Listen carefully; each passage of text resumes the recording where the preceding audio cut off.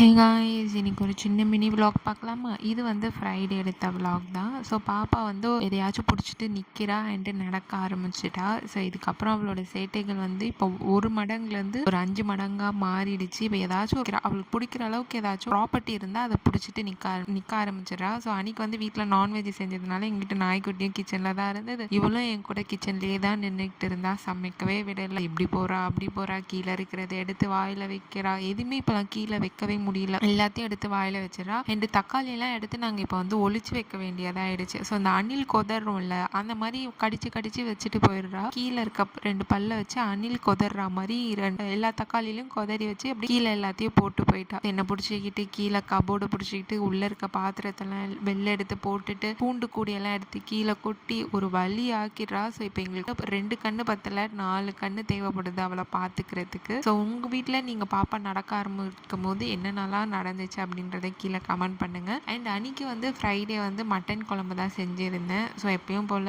செய்கிற மாதிரி தான் மட்டன் குழம்பு செஞ்சுருந்தேன். அன்றைக்கி சூப்பராக லஞ்ச் முடிஞ்சாச்சு. உங்கள் வீட்டில் என்ன ரெசிபி அப்படின்றத கீழே கமெண்ட் பண்ணிட்டு போங்க. இந்தமாரி வீடியோஸ்க்கு நம்ம சேனலை மறக்காமல் லைக் பண்ணி ஷேர் பண்ணி சப்ஸ்கிரைப் பண்ணிட்டு போங்க. அடுத்த வீடியோவில் சந்திக்கலாம். பாய்.